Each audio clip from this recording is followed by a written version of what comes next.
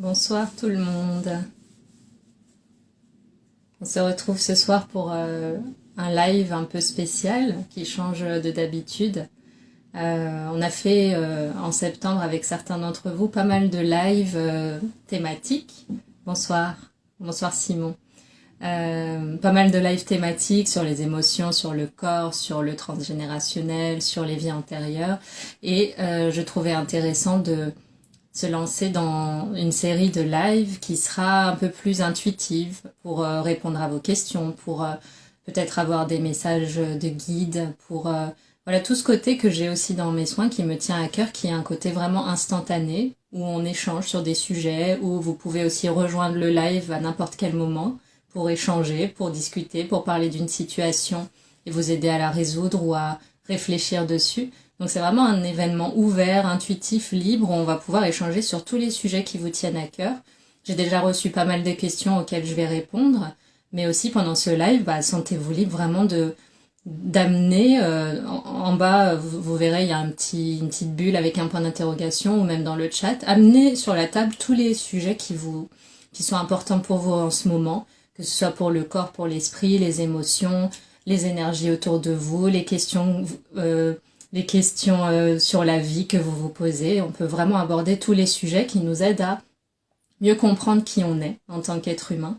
Donc voilà, on va se lancer là-dedans. Alors pourquoi j'ai appelé ça présence? Parce que la notion de présent est très importante pour moi.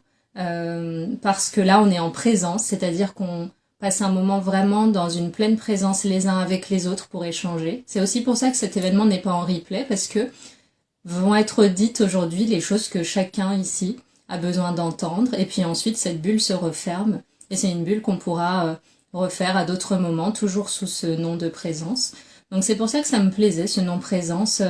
Je trouve qu'il a beaucoup de sens, que dans présence, il y a l'essence, il y a nos propres sens, comment on ressent les choses, il y a le sens dans le sens de direction. Donc plein de choses qui me plaisent dans ce mot-là.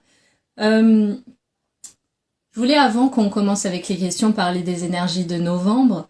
Donc cette semaine, on a vu, je vous avais dû voir passer des choses comme ça, j'ai posté quelque chose là-dessus, et puis ça a pas mal tourné sur les réseaux. On a eu le 25 octobre une éclipse solaire partielle, on a eu la nouvelle lune le même jour, et en fait, la nouvelle lune, ça n'a rien d'exceptionnel, hein, on l'a souvent dans l'année, mais là où c'est spécial, c'est que ça ouvre une période, donc du 25 octobre au 8 novembre, qui est un peu spéciale. En fait, vous verrez, hein, pendant cette période, 25 octobre, 8 novembre, on sera tous concernés. C'est des changements plus rapides qu'avant. Tous les changements qu'on a initiés avant cette période vont se concrétiser, s'ils sont bons pour nous. Si on a envie, intérieurement aussi, on aura instinctivement envie de remettre en question des choses, on aura envie de changer des choses dans nos vies. Ça, c'est tout à fait normal, parce que c'est un peu comme si les astres étaient tous en train de nous aider à faire ça, alignés pour ces changements, pour ces modifications. Et puis, ça c'est au niveau individuel, mais même au niveau collectif, c'est possible que dans le monde, on voit des gros événements, des gros changements, certains systèmes qu'on a connus qui commencent à s'effondrer, pour le mieux de tout le monde, hein, bien sûr. Donc ça jusqu'au 8 novembre, et a priori, donc, les signes qui vont être le plus concernés, ça va être les taureaux et les scorpions. Tout le monde va être touché par cet élan et ce soutien dans la notion de changement, mais c'est vrai qu'à priori, les scorpions et les taureaux vont même aller un peu plus loin, dans le sens où ils vont pouvoir accéder carrément à des renaissances intérieures, en fait, hein. Donc ça, c'est pour les énergies du moment. Donc c'est un bon moment faut en profiter, en fait. Faut se dire en ce moment, bon, si ça fait longtemps que j'ai un changement que j'ai envie d'opérer, si je sens qu'il y a des choses que j'ai envie de remettre en question en ce moment, c'est tout à fait normal, parce que tout le monde est en train de faire ça à l'intérieur de lui. Et si j'ai envie de le concrétiser, si j'émets cette intention d'une manière claire en moi, bah, ce sera soutenu et ça ira plus vite en ce moment que peut-être un peu plus tard. Donc autant profiter un peu de ce tremplin qu'on a en ce moment. Voilà, donc ça c'est pour les énergies du moment. Par rapport aux questions, donc j'ai reçu plein de questions, je vais commencer à y répondre. Et puis pendant le live, n'hésitez pas à intervenir, me donner vos ressentis dans le chat, poser vos propres questions. Ça c'est super important parce que c'est vraiment le sens de cet événement. Dans Présence, on se connecte les uns aux autres, on échange sur des sujets pour tous ensemble apprendre plein de choses, tous ensemble s'élever, ouvrir notre conscience, porter un nouveau regard sur qui on est, sur nos émotions. Donc c'est vraiment le but, c'est échanger. Donc n'hésitez pas à intervenir pour toutes les personnes qui sont là. Alors la première question que j'ai reçue, donc j'ai eu une question qui disait « J'habite toujours en décalage avec moi-même et j'habite toujours mon esprit ignorant ce qui m'entoure. » Donc ça c'est plus c'est pas vraiment une question, c'est une remarque que m'a faite la personne, mais je pense pouvoir apporter quand même des éléments.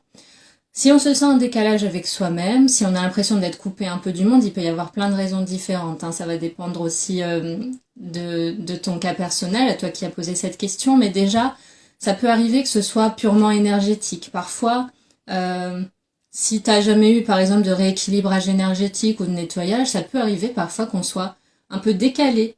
Notre corps énergétique, parfois, est un peu décalé dans notre corps physique. Souvent, on va remarquer ça parce qu'on est plus adroit avec un côté de notre corps, ou carrément on est très maladroit. Des fois, ça veut juste dire qu'on a besoin d'être un peu réaligné dans notre corps pour être vraiment dedans et donc connecté à la vie, à nos 5 sens. Donc des fois, c'est purement énergétique. Après, si vraiment tu te sens coupé, même émotionnellement, si tu comprends pas ce qui se passe autour, au-delà de cet aspect énergétique, ça peut être carrément que dans ton parcours, il y a un moment où tu t'es mise en retrait intérieurement. Et en plus de te mettre en retrait peut-être émotionnel et mental, peut-être que ça s'est fait carrément sur un plan énergétique parce que tu avais besoin de te couper, de te protéger.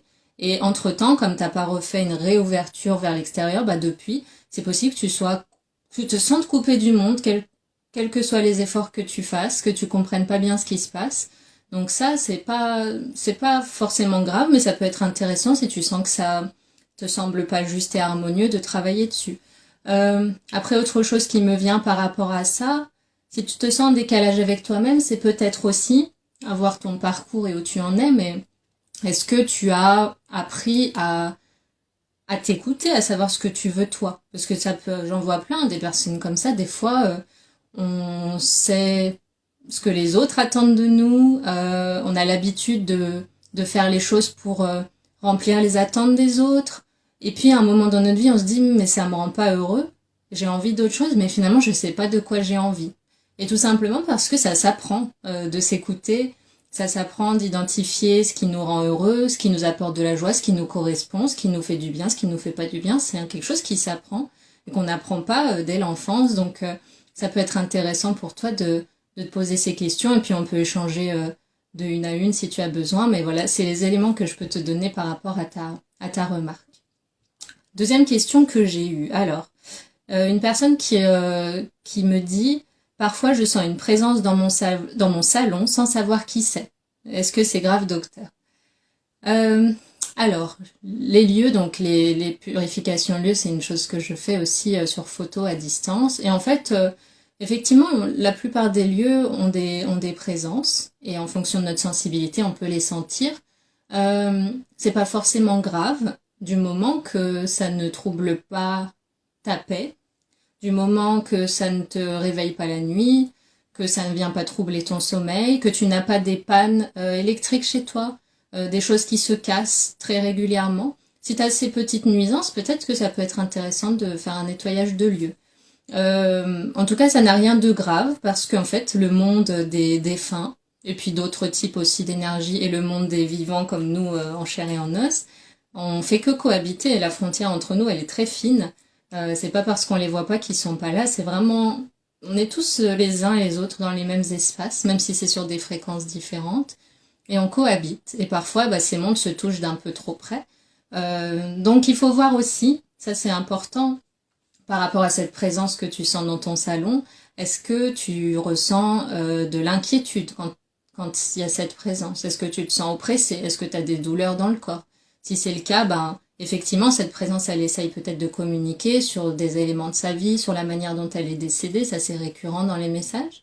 Et ça peut être intéressant juste de la libérer. Parce que ces présences aussi, elles ont besoin d'amour des fois d'être simplement écoutées pour passer dans la lumière. Elles ont besoin qu'on fasse un passage d'âme pour les laisser partir.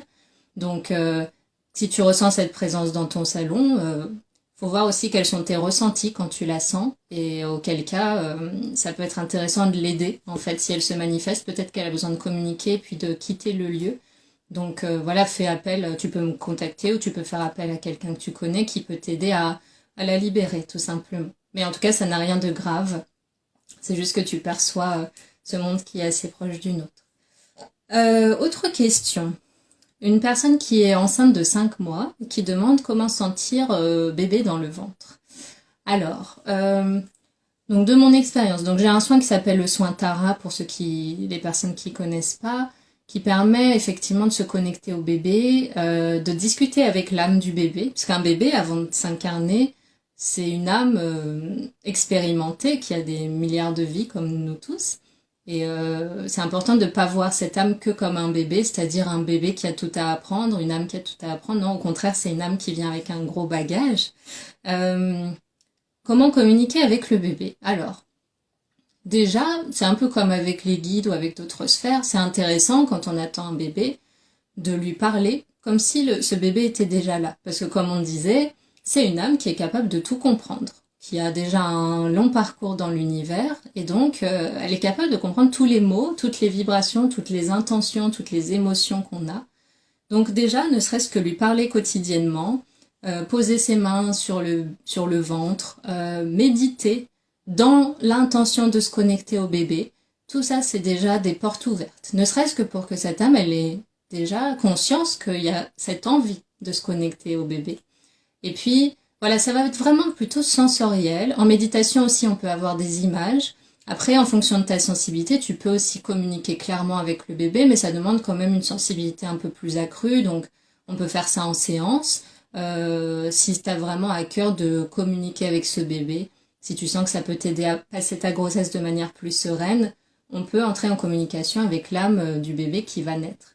Mais si tu veux simplement une connexion un petit peu émotionnelle, sensorielle, c'est déjà super de juste parler à ce bébé, comme s'il était déjà arrivé, lui expliquer ce qui se passe dans la vie, ce que tu prépares pour son arrivée, parce que tout ça, il va l'entendre et le comprendre, ce bébé. Et puis c'est important aussi quand, dans la grossesse, il y a des émotions difficiles, des événements compliqués dans l'entourage, dans l'environnement, des peurs à l'idée d'accueillir un bébé, ou enfin des choses un peu de l'ordre de perturbation. Le bébé sent tout, mais ça va lui être transmis quoi qu'il arrive. Donc c'est important de communiquer. Ça aide énormément, que ce soit avant la naissance du bébé ou même après, hein, les enfants entendent tout. Bien dire, là il se passe ça, et ça n'est pas ta faute, ou ça va bien se passer, ou voilà ce qu'on traverse, mais ne t'en fais pas, on sera prêt quand même à t'accueillir, voilà. Communiquer comme si c'était juste un adulte qui a le droit d'être informé de ce qui se passe pour lui, parce que ça le concerne aussi, vu que c'est sa famille, c'est déjà sa famille en quelque sorte. Donc voilà, j'espère que ça répondra à ta question. Une autre question que j'ai eue. Alors, quelqu'un qui parle, alors je vais essayer de formuler clairement puisqu'elle me donnait plein d'éléments, mais elle expliquait que elle constate autour d'elle beaucoup de personnes, et elle-même aussi, beaucoup de personnes qui prennent des directions dans tous les sens, sans savoir trop où aller, et qui se retrouvent dans des situations un peu creuses, totalement désincarnées, ou qui n'ont pas de sens. Et elle voit des gens, et puis elle-même expérimente ça de manière répétée, voilà. Beaucoup de situations qui mènent à rien, qui sont... Elle dit le mot désincarné, et elle demande donc si c'est un cycle ou si ça va changer. En fait, ça fait partie du changement, dans le sens où parfois, en étant exposé de manière répétée à des situations qui ne nous correspondent pas, ça nous force et ça nous motive à se poser et faire un point clair sur ce qu'on a peut-être loupé à l'intérieur de nous comme information jusqu'ici pour être sans cesse exposé à des choses qui ne comblent pas le vide. Et une première clé que je peux donner par rapport à ça, c'est que quand on a un problème intérieur, c'est-à-dire une émotion, un vide, quelque chose qu'on sent qui a besoin d'être solutionné, la solution ne pourra être qu'intérieure. L'erreur qu'on fait souvent, hein, c'est pas une erreur, mais ça fait partie du chemin, mais ça peut nous amener plus vite là où on veut de comprendre ça. Quand on a un problème intérieur, la solution sera intérieure. Quand on a un problème extérieur, la solution sera extérieure. Ce que je dis souvent, c'est on répare pas sa voiture en méditant, et puis on se libère pas de la colère en changeant de travail. Si on a de la colère, c'est à l'intérieur de nous, c'est pas l'objet extérieur qui nous met en colère qui est responsable. Notre colère, c'est notre responsabilité. Et pour la solutionner, ça va être un travail intérieur, tout simplement. Les changements extérieurs ne vont rien changer parce qu'on va juste emmener notre colère dans d'autres lieux ou auprès d'autres personnes. Et c'est pareil dans l'autre sens, quand on a un problème extérieur, on peut trouver des problèmes extérieurs. Donc ça, c'est vraiment important parce que, voilà, en fait, accumuler des situations qui n'ont pas de sens, où on a l'impression de se tromper, en fait, c'est pas des erreurs. Des fois, ça fait partie du chemin pour nous alerter et nous montrer que c'est peut-être le temps de se poser, d'arrêter de faire, et de un petit peu se tourner vers être, parce qu'on est des êtres humains, pas des fers humains, et que en faisant, parfois en faisant, on incarne quelque chose, on est quelque chose. Mais avant ça, il faut avoir pris le temps de se poser la question. Qui je suis? Qu'est-ce que j'ai envie d'incarner? Qu'est-ce que j'ai à partager dans le monde? Qu'est-ce qui me donne vraiment de la joie? Ou au contraire, qu'est-ce que je me force à faire? Pourquoi je me force à le faire? Quelle croyance, quelle peur me pousse à faire ça? Etc. Donc c'est souvent se déconstruire, déconditionner plein de choses. On croit souvent que le développement intérieur, c'est accumuler des connaissances, rajouter des choses, se construire un bagage solide. En fait, ça consiste beaucoup plus souvent à se délester, à laisser les vieux bagages de côté, à lâcher le passé, le jeter en bas de la falaise, à déconstruire des croyances qu'on a depuis longtemps mais qui ne nous emmènent pas au bon endroit, à libérer des peurs, à pardonner des choses. Donc c'est plutôt un travail d'allègement plus qu'un travail d'accumulation. Donc pour cette question, c'est vraiment tout ce qui me vient là intuitivement. N'hésitez pas à intervenir en commentaire dans le chat, à poser vos questions parce que ça peut être très intéressant pour enrichir tout ça.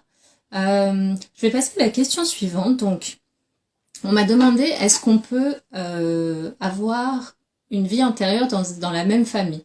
C'est-à-dire, est-ce qu'on peut naître 2 fois dans la même famille? Effectivement, c'est quelque chose qui existe. On le voit en travail transgénérationnel. On peut parfois, alors je vais donner un exemple, mais là, donc par exemple, on peut être dans cette famille et puis dans une vie précédente avoir été un grand-père. Voilà. On peut avoir aussi, ça peut arriver aussi dans des familles, il y a sur une génération un homme qui part et il va décider de renaître comme un nouvel enfant. Par exemple, j'ai déjà vu le père d'une femme qui va décéder et puis il va décider de lui-même de revenir dans cette famille parce qu'il a aimé l'expérience d'incarnation dans cette famille et il va renaître sous la forme d'un nouveau bébé qui est attendu quelques années après. Donc ça n'a rien de bizarre ou d'incroyable. En fait, il y a des âmes qui ont terminé leur vie sur Terre et qui se disent cette famille, elle m'a bien plu, j'ai aimé cette expérience, je pense que j'ai encore des choses à apprendre sur Terre et ça me ferait vraiment plaisir d'à nouveau faire partie de cette famille, donc je vais revenir. Et puis d'autres fois, c'est pour des problématiques beaucoup plus profondes, par exemple une lignée qui a besoin de se libérer du secret. Dans la première vie, la personne a peut-être entretenu un secret ou a peut-être subi un secret de famille et elle va, dans la vie suivante, revenir avec vraiment un nouveau bagage, c'est-à-dire qu'elle a grandi en tant qu'âme, elle a compris des choses et donc elle va revenir dans la même famille pour lever le secret ou travailler elle-même sur la notion de communication, d'expression de soi, d'authenticité et puis un jour être menée, à cause d'une souffrance peut-être, vers un travail transgénérationnel qui va lui faire découvrir des secrets de famille et va aider donc toute la lignée, que ce soit maternelle ou paternelle, à libérer les secrets de famille et donc elle aura réussi sa mission en venant 2 fois, voire parfois beaucoup plus de fois dans la même lignée. Donc c'est quelque chose qui est tout à fait possible et qu'on peut choisir consciemment en tant qu'âme quand on prépare notre incarnation future. Ok ? Alors, je vois qu'il y a une question qui s'affiche. Question sur l'incarnation. Combien d'incarnations peuvent nous accompagner? Alors, j'ai du mal à comprendre, si tu peux me préciser un petit peu, qu'est-ce que tu veux dire par nous accompagner? Je relis hein, pour voir si ça me... Question sur l'incarnation, combien d'incarnations peuvent nous accompagner? J'aimerais bien que tu me précises, ce serait super. Euh, Si tu veux dire combien d'incarnations euh, de nous-mêmes peuvent être présentes dans notre vie actuelle, ou combien d'autres âmes qu'on a déjà connues peuvent nous rejoindre. J'ai du mal un peu à comprendre, donc n'hésite pas à me reformuler ta question, ok? Et je te réponds juste après. En attendant de recevoir tes petites précisions, je vais passer à la question suivante et je reste attentive. Hein. Ah, que je reçois du coup. Au quotidien ou dans la vie, nous avons tous les jours des amis qui nous accompagnent. Ok. J'imagine que tu parles d'amis réels en chair et en os, pas de guide de lumière. Ok. Alors, je vais te répondre d'une façon, tu me diras si ça répond à ta question, pour être sûr que j'ai bien compris. En fait, dans notre incarnation, quand on prépare notre incarnation, on va faire le point avec certaines âmes qu'on connaît, pour leur donner le rôle qu'elles vont tenir. Parce qu'en fait, cette vie humaine, c'est un peu comme si on était dans un rêve, un décor en carton-pâte dont on a choisi certaines dispositions pour mieux vivre notre mission. Et avec certaines âmes, on va faire le point avant de venir. Par exemple, on va dire, donc toi, dans une vie précédente, tu étais mon patron. Et puis, dans cette nouvelle vie, j'aimerais bien que tu sois mon père. Parce que toi aussi, tu dois apprendre quelque chose vis-à-vis de la paternité. Mais par contre, ça serait bien que tu sois un père peut-être un peu sévère, ou qui exprime pas ses émotions, ou qui me montre pas son amour. Sur le moment, je sais que dans cette vie-là, du coup, je vais en souffrir. Mais par contre, grâce à toi, du fait que tu m'auras fait sentir un manque d'amour à l'extérieur, ça va me pousser, moi, à apprendre à m'aimer moi-même, à me donner à moi-même cet amour qui m'aura manqué de ta part. Et puis à une autre âme, on va dire, donc avec toi, je serai en couple pendant tant d'années, et puis à un moment, tu vas me faire traverser une trahison, et cette blessure de trahison, je l'emmène avec moi déjà depuis plusieurs vies, j'ai envie de la solutionner. Donc il faudra que tu me quittes à un tel moment, et puis toi, du fait de me quitter, tu vas aussi apprendre quelque chose. Donc en fait, si c'est ce dont tu parles, il y a plein d'âmes qu'on rencontre, des amis, c'est-à-dire des personnes qui nous aident sur notre chemin à évoluer. Et c'est pas toujours les gens avec qui on s'entend bien, des fois c'est des gens qui nous font souffrir, hein, bien sûr. Euh, on les a choisis, on se reconnaît quand on se rencontre, et puis parfois c'est même des personnes avec qui on a des dettes. Quand je dis dettes, c'est des dettes karmiques, c'est-à-dire quelqu'un par exemple qu'on a abandonné, ça se peut, hein, on a eu toutes sortes de vies. L'idée c'est pas de juger ces vies, hein, c'est juste de se dire que c'était des expériences.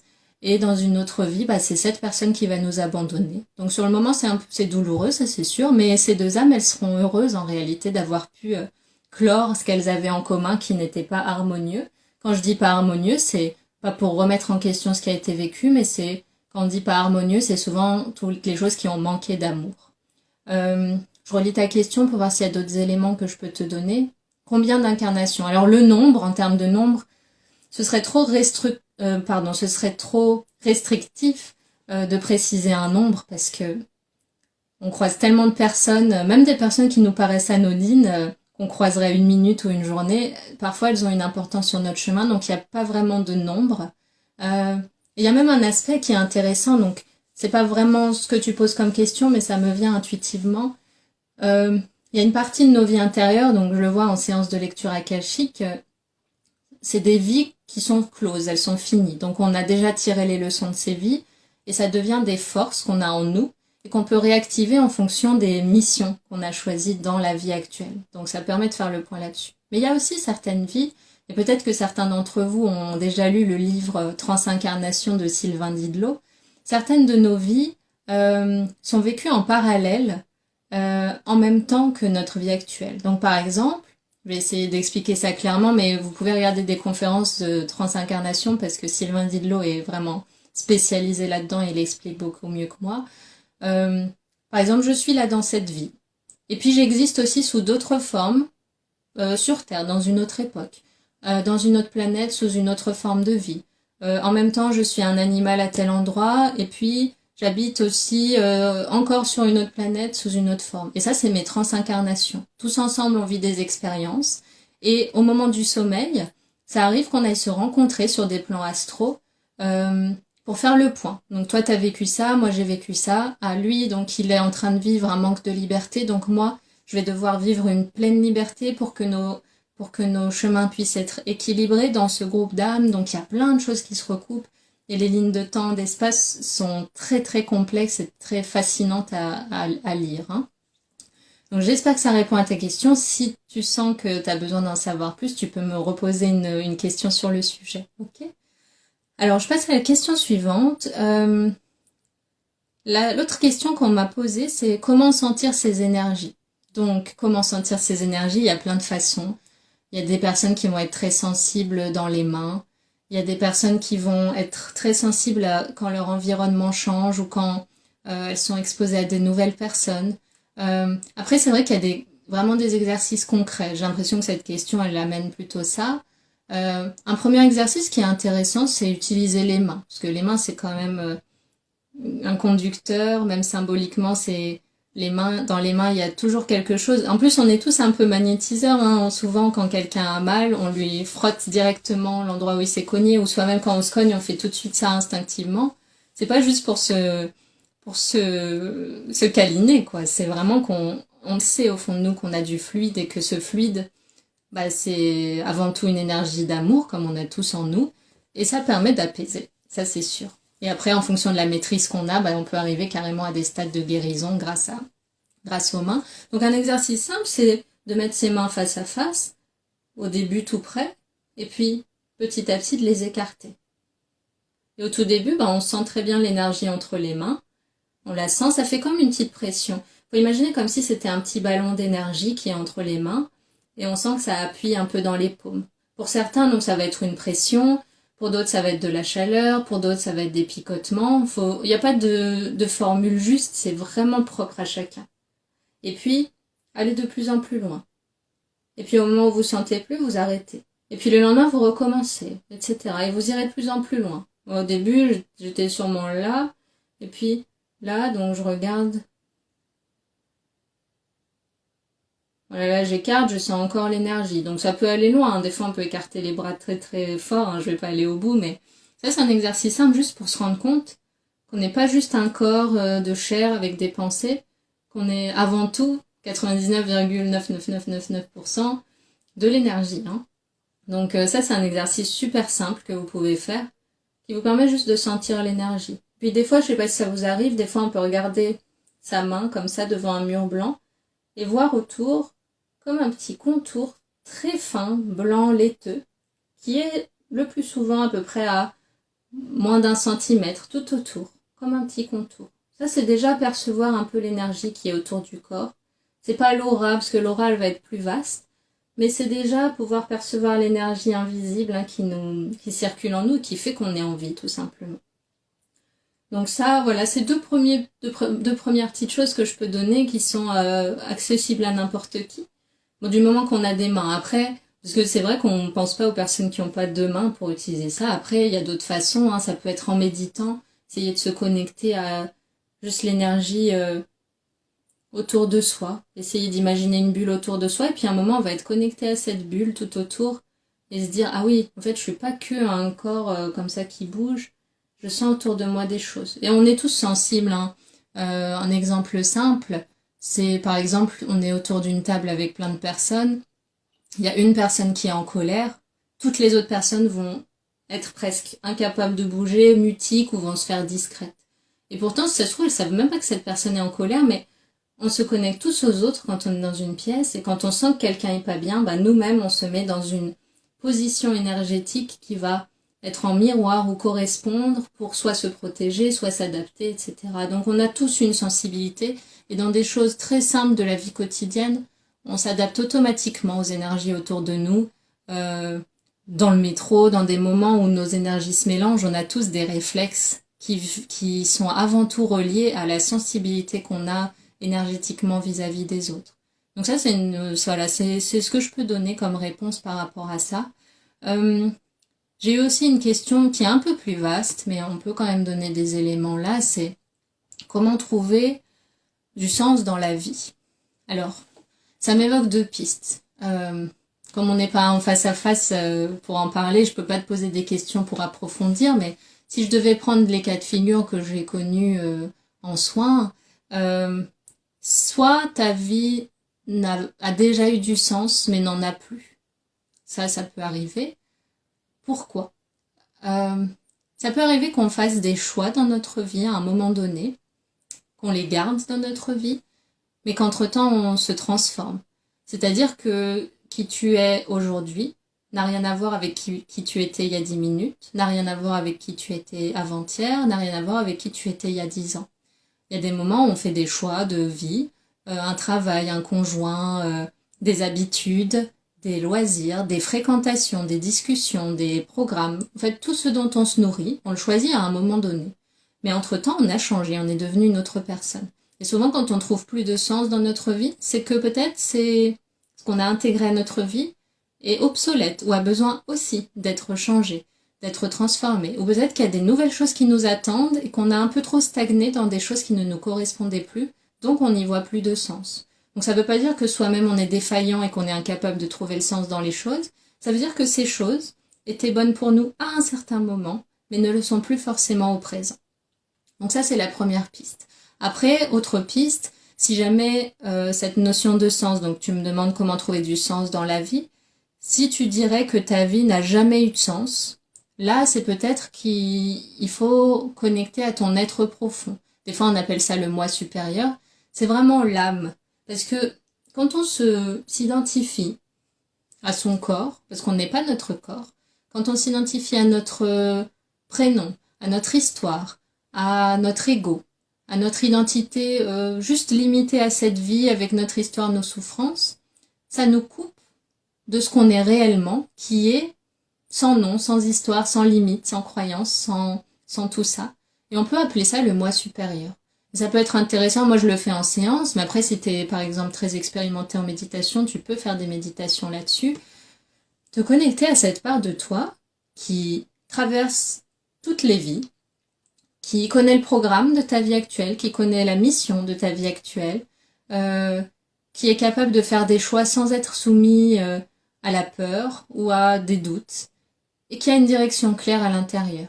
Et peut-être essayer de connecter à ça pour te dire je suis plus que ce que j'ai cru être jusqu'ici. Un être très limité, coincé dans son histoire, coincé dans ses problèmes, coincé dans son ego, ses souffrances. L'idée c'est pas de les nier, mais c'est de petit à petit cesser de s'identifier qu'à ça et se dire je suis quand même plus que ça à la base. Et t'identifier à ton moi supérieur, c'est obligé que ça te reconnecte au sens parce que le moi supérieur, il donne du sens à tout parce que c'est notre âme et que notre âme, elle donne un sens profond à toutes les choses, toutes les interactions, tous les choix de vie. Elle réfléchit plus loin et ça peut te faire du bien et ça peut être apaisant des fois de se rendre compte, ouais, finalement c'est pas si grave, c'est pas si lourd.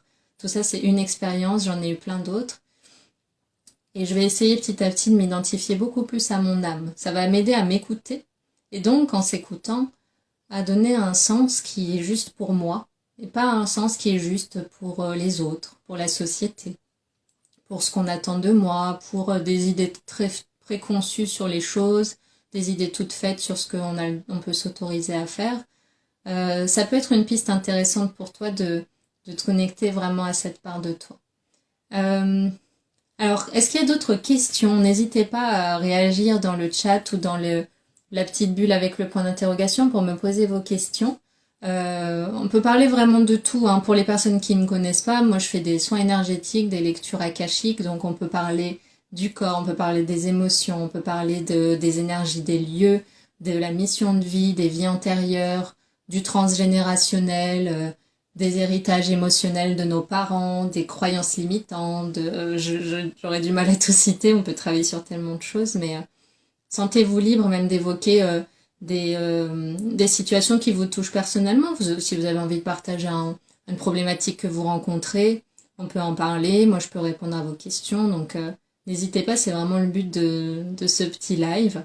Et puis s'il n'y a pas de questions, on pourra clore la bulle, mais voilà, j'attends un peu quelques instants pour voir si vous avez des choses à me transmettre. Je vais remonter un peu le fil pour voir s'il y avait des questions. Alors.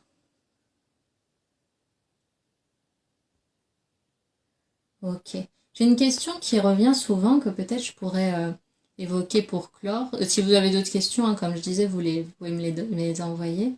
Peut-être parmi les questions qui me reviennent souvent, laquelle je pourrais évoquer pour vous ce soir. Je pense que une question qui revient souvent, c'est la gestion de la colère. La colère, c'est assez complexe parce que à la fois c'est quelque chose qu'on peut stocker en soi facilement, mais aussi qu'on peut intégrer comme une émotion interdite. C'est un peu ça le cercle vicieux. C'est-à-dire là je suis en colère, mais en fonction de notre construction, notre éducation ou de la colère à laquelle on a été confronté à l'extérieur de soi, on peut être carrément allergique à cette émotion. Et c'est un peu un cercle vicieux parce qu'on peut ressentir de la colère, mais penser que cette émotion est taboue, donc ne pas exprimer sa colère, donc nourrir de plus en plus de colère, quitte à se vider totalement de l'énergie contraire qui est la patience ou qui est la joie, et développer un regard assez amer sur les choses à cause de cette colère. Et souvent, quand il y a de la colère, enfin, c'est ce que je vois le plus souvent en tout cas, elle est quand même tournée vers une situation qui n'a pas été acceptée ou une personne qu'on n'envisage pas du tout de pardonner. Alors, pour donner 2 pistes, quand on est en colère contre une situation qu'on a du mal à accepter, ça peut être intéressant de redonner du sens à pourquoi ça a eu lieu. Parce qu'en fait, il n'y a aucune situation qu'on vit, qu'on a vécu comme ça pour rien, juste pour le frisson de souffrir. Souvent, c'est des situations qu'on a choisies nous-mêmes avant de s'incarner pour grandir, parce qu'on allait en apprendre quelque chose, que ça allait nous donner une force supérieure pour dépasser un obstacle intérieur qu'on a. Donc c'est important de se poser, laisser un peu de côté la colère et se dire, ok, pourquoi j'ai vécu ça? Sur le moment, même si ça a été extrêmement dur, qu'est-ce que j'ai appris? Qu'est-ce que ça m'a aidé à libérer? Qu'est-ce que ça m'a aidé à comprendre sur moi-même? Qu'est-ce que ça m'a aidé à dépasser? Est-ce que j'y ai trouvé plus de liberté? Est-ce que ça m'a donné le courage de partir? Est-ce que ça m'a donné le courage de remettre en question ce que je vivais? C'est vraiment... La colère, ça peut être un outil comme ça, de se dire, si j'ai vécu ça, il y a une raison et je vais essayer de comprendre en quoi ça m'a transformé et quel service ça m'a rendu. Sans nier ce qu'on ressent, mais se dire, ça a été sur ma route, donc ça a un sens pour mon chemin.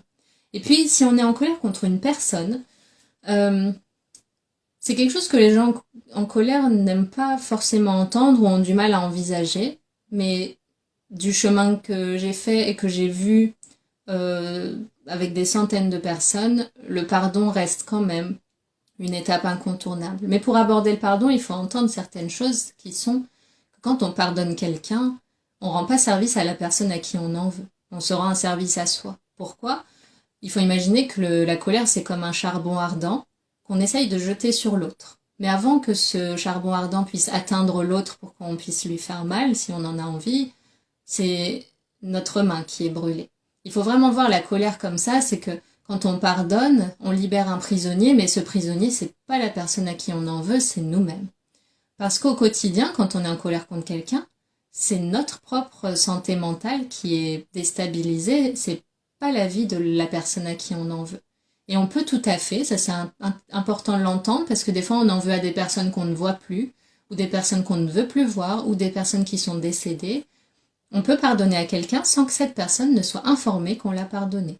On peut pardonner juste pour se dire « Je mérite de vivre une vie sereine, qui n'est pas polluée sans cesse par la rancœur, voire même par des schémas récurrents. » Parce que quand on en veut à quelqu'un pour une chose, ça arrive que sans cesse, parce que justement on n'a pas pardonné, on soit confronté aux mêmes situations qui réactivent notre colère, qui réactivent notre blessure. Et on rencontre de plus en plus de personnes qui nous font ressentir exactement ce que cette personne à qui on en voulait nous a fait ressentir. Donc l'intérêt de pardonner, c'est désactiver ces schémas répétitifs et se dire, pour ma santé mentale et pour me tourner vers le présent, parce que là on n'est ni dans le futur ni rien, quand on en veut à quelqu'un, c'est aussi qu'on ressasse le passé. Le passé ne peut pas être modifié, il a eu lieu pour une bonne raison. Il n'était pas là pour nous faire mal, il était là pour nous guider. Et c'est important de rentrer dans une forme d'acceptation et de se dire, au présent, est-ce que c'est bénéfique pour moi d'être en colère et de maintenir une rancœur? On peut se dire oui ou non, il n'y a pas de bonne réponse, il faut se demander sincèrement à soi-même. Et c'est là, une fois qu'on a donné du sens à pourquoi je suis en colère et est-ce que j'ai envie de la garder, se dire en fait je suis responsable de ça et de ce que j'ai envie de faire de cette colère, alors là, on peut se dire, ouais, je suis prêt à pardonner, pas pour rendre service à l'autre, pas pour me donner une image, juste parce que ça me pollue et je mérite une vie sereine, je mérite une vie qui n'est pas encombrée par la colère, qui est juste une vie où au présent je peux être en paix avec ce que j'ai vécu, avec les gens qui m'entourent. C'est une base qui est importante pour vivre une vie équilibrée. Et puis ne serait-ce qu'énergétiquement, pour les personnes qui ont aussi envie de s'élever, entre guillemets, faut se dire que c'est des étages, nos émotions, et ce qu'on stocke en nous. Quand on est très dans la peur et la colère, on va dire c'est l'étage 1 et 2 de l'immeuble. Quand on est dans l'amour et la joie, on est aux étages 9 et 10. Et en fonction de ce qu'on alimente le plus, avec nos pensées, nos paroles et nos actions, on fait varier ce qu'on peut appeler le taux vibratoire, ou en tout cas notre état d'être. Et c'est un choix conscient.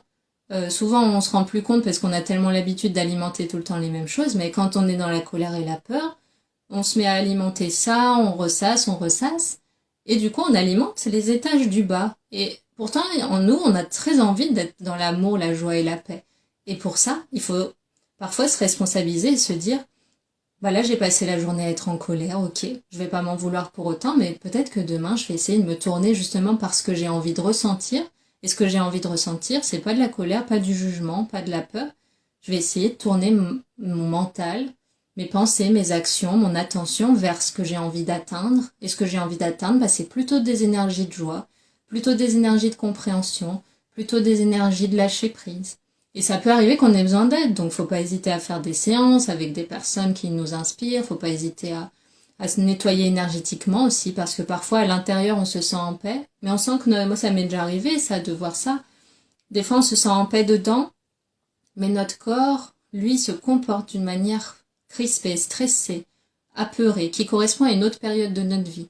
Donc là, dans ce cas-là, si on sent en décalage entre notre intériorité et ce qui se passe dans notre corps ou dans notre vie, ça peut être intéressant de travailler sur la mémoire du corps. La mémoire corporelle, des fois, elle stocke des informations. Et ce qu'on vibre vraiment, c'est-à-dire ce qu'on attire à soi, c'est surtout ce qu'on vibre dans notre corps. Donc des fois, c'est important de se dire, quand on ressent un décalage entre dedans et la matière, de faire un vrai travail et de réaligner les deux, de mettre le corps au niveau de l'esprit tel qu'il est au présent. Mais de toute manière, pour clore ce live, je vois qu'il n'y a pas d'autres questions, mais n'hésitez pas à m'écrire en DM si vous avez envie, ou à attendre la prochaine session. Ce que je veux transmettre, c'est que on n'est pas venu sur Terre pour se conformer à ce qu'on pense que la vie attend de nous. On est nos propres créateurs, en fait. Le choix que nous, on va faire parfois peut déplaire à peut-être les 2/3 de l'humanité, mais on est chacun responsable de notre propre chemin d'âme. Et chercher la validation à l'extérieur, chercher à se conformer, à cocher des cases, avant de faire ça, il faut se demander cette liste, qui l'a créée? Qui c'est qui a défini que moi, je dois vivre ma vie de telle façon? Qui c'est qui m'a dicté que je dois cocher les cases dans tel ordre, à tel âge? Est-ce que j'en ai envie, déjà de base? Peut-être que j'ai commencé à faire ça, mais finalement, je crois que j'en ai pas envie. Je crois que je m'en fous. Je crois que j'ai envie d'un mode de vie très différent de celui de la plupart des gens. Et je crois qu'au bout d'un moment, ça m'a tellement pas plu de me conformer à un certain moule que je vais essayer autre chose. Et puis peut-être que je serai super content de me réveiller le matin plutôt que de traîner les pieds. Il faut se dire, j'aurai toujours peut-être des personnes qui seront pas d'accord avec moi. J'aurai des personnes qui valideront pas mes choix. J'aurai des personnes qui seront dans le jugement. Mais le regard que ces personnes posent sur moi, ça les concerne elles-mêmes. Et c'est vraiment une grande bienveillance qu'il faut penser ça. Faut pas se dire, eux, ils ont rien compris, moi j'ai tout compris. On n'est pas dans l'idée de se dire, je suis supérieur aux autres. Faut juste se dire, c'est comme si on avait tous des lunettes différentes. Par exemple, si moi je ressens beaucoup de joie, j'ai des lunettes jaunes, et je vais tout regarder avec joie, je vais très peu juger les choses, et puis je vais accueillir facilement les opinions contraires aux miennes. Et puis quelqu'un qui a beaucoup de colère en lui, il va avoir des lunettes rouges, on va dire, et puis il va s'énerver contre tout, il va nous juger de manière très dure. Quelqu'un de perfectionniste, l'équipe des lunettes bleues, il va critiquer facilement ce qu'on fait, trouver que tout est imparfait, remettre en question tout ce qui se passe dans la société, nous dire à nous que on n'est pas au top et puis que là on l'a vexé, etc. Bon, ça n'empêche pas de se remettre en question si vraiment on a été un peu dur avec la personne, mais de manière générale, les gens nous voient tels qu'ils sont eux-mêmes. Et ils vont juger nos choix en fonction de leur bagage à eux, de leur éducation, de leurs propres peurs. On peut des fois écouter les conseils des autres, mais le choix final, il nous appartient à nous. Et on peut émettre une envie, un choix, avoir un groupe de personnes entièrement en désaccord avec. Si à l'intérieur de nous, ça dit j'ai tellement envie de faire ça et ça me donne tellement de joie de me projeter dans cette nouvelle aventure ou ce changement, bah, la seule boussole qui doit valider ce que vous voulez faire, c'est ici. Ça s'appelle le cœur, ça s'appelle l'âme, vous pouvez donner le nom que vous voulez.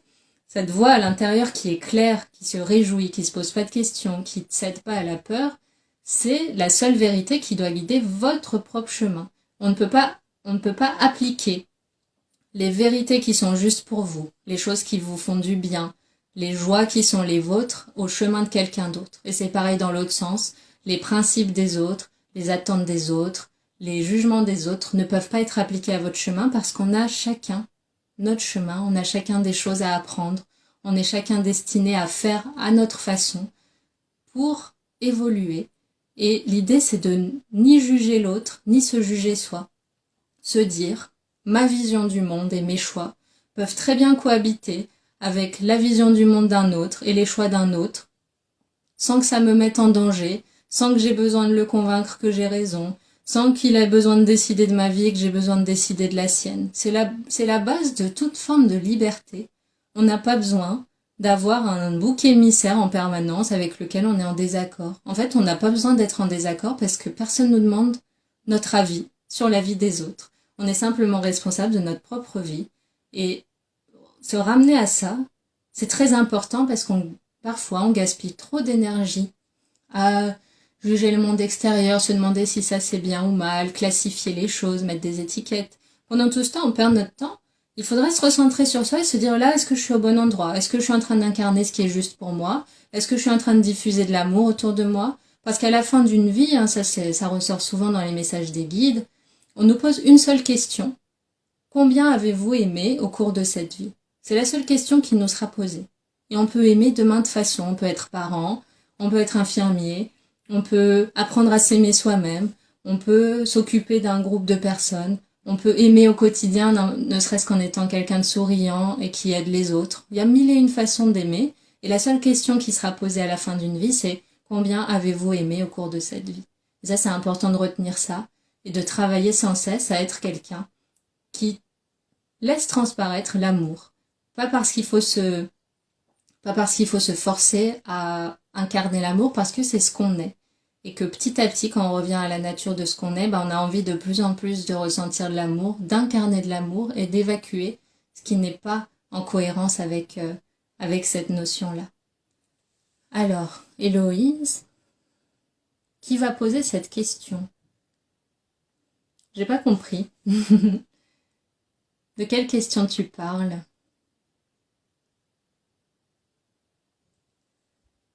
On est peut-être en décalage, donc pour l'instant, j'ai pas ton retour, mais de quoi tu parles quand tu dis qui va poser cette question?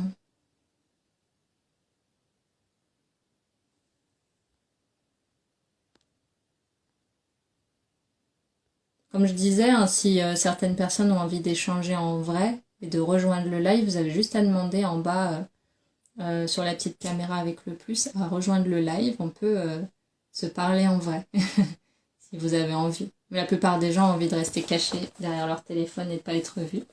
Mais c'est une option pour les personnes qui veulent.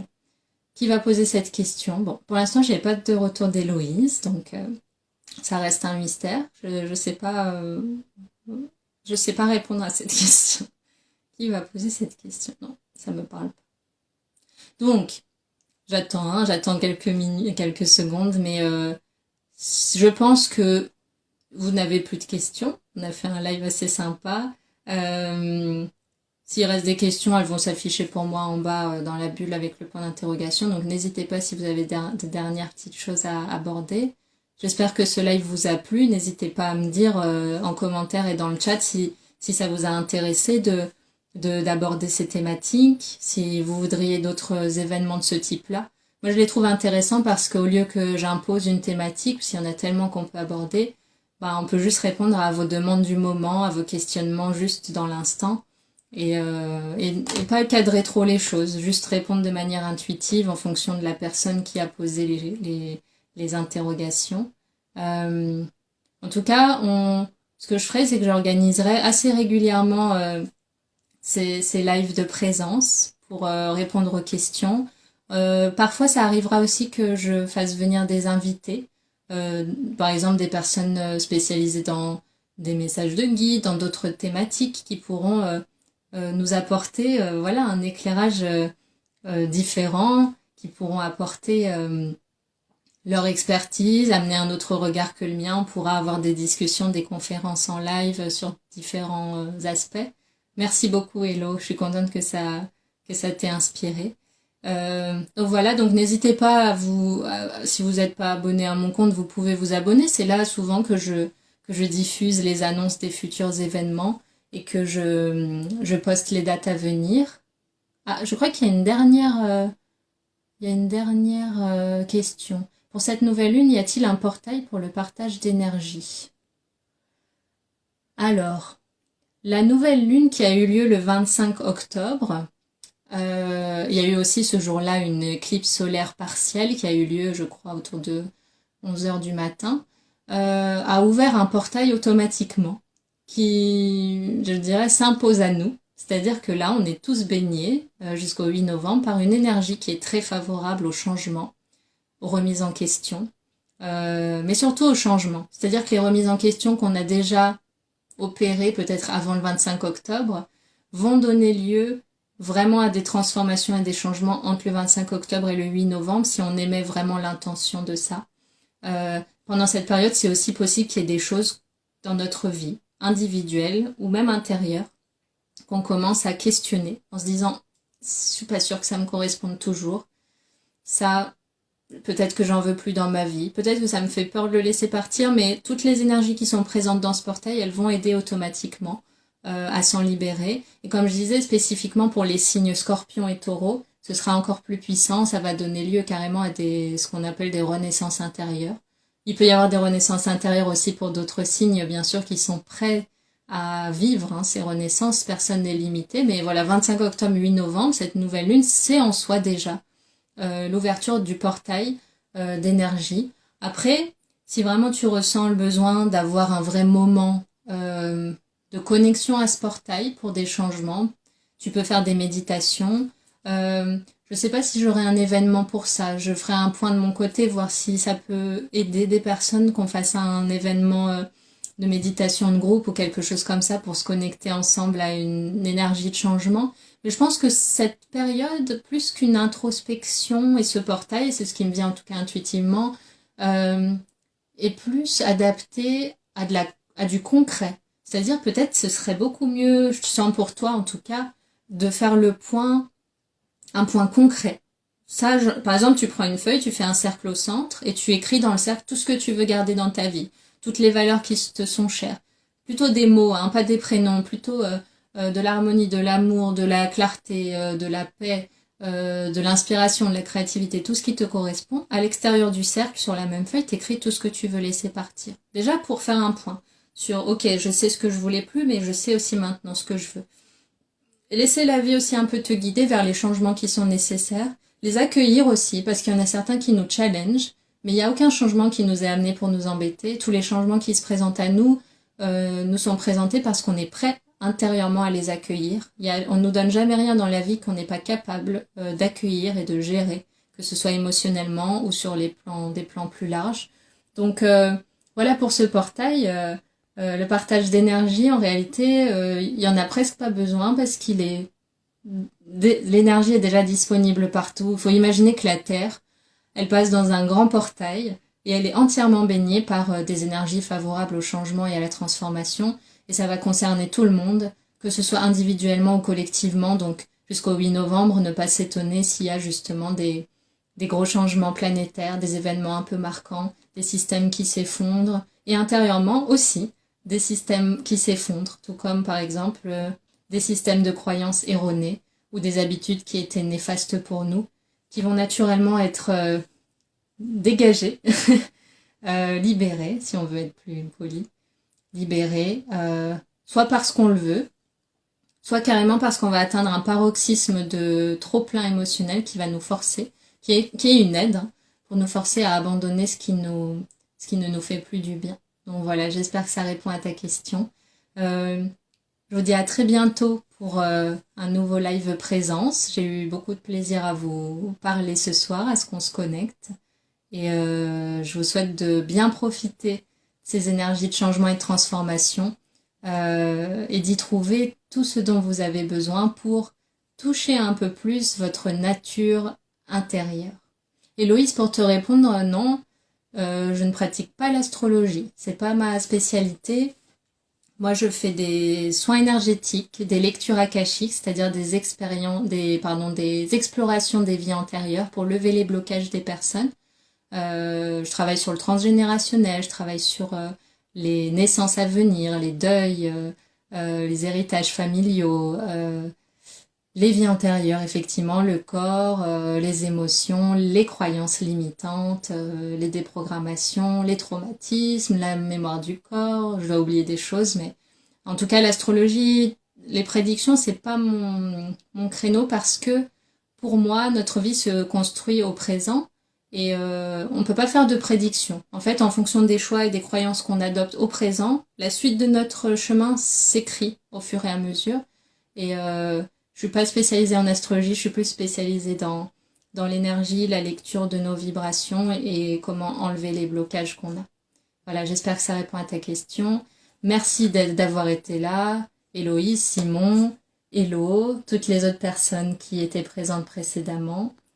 Prenez soin de vous et une bonne soirée. À bientôt.